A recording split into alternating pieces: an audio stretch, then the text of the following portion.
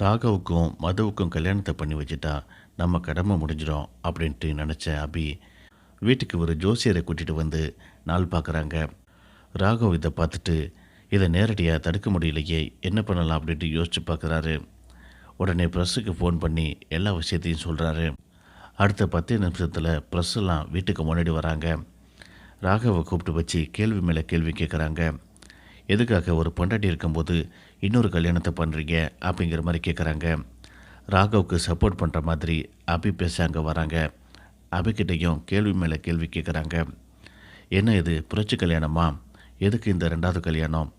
கட்டின பொண்டாட்டி உயிரோடு இருக்கும்போது இன்னொரு கல்யாணம் பண்ணுறது தவறு இல்லையா அப்படின்ட்டு குடும்பத்தையே கிண்டல் கேலி பண்ணுற மாதிரி கேள்வி மேலே கேள்வி கேட்குறாங்க. இதை பார்த்துட்டு வீட்டில் இருந்தவங்க எல்லாருமே அபிக்கிட்ட, நீ பண்ண காரியத்தினால இப்போ என்ன நடக்குது பற்றியா, தேவையில்லாத வேலையெல்லாம் நீ பார்த்துட்டு இருக்க பாரு அப்படிங்கிற மாதிரி பேச ஆரம்பிக்கிறாங்க. இதனால் இந்த கல்யாணத்தை இன்னும் ஒரு 6 மாதத்துக்கு தள்ளி போடலாமா அப்படின்ட்டு அபி யோசிக்கிறாங்க. இதோட இந்த ப்ரோமோ முடியுது.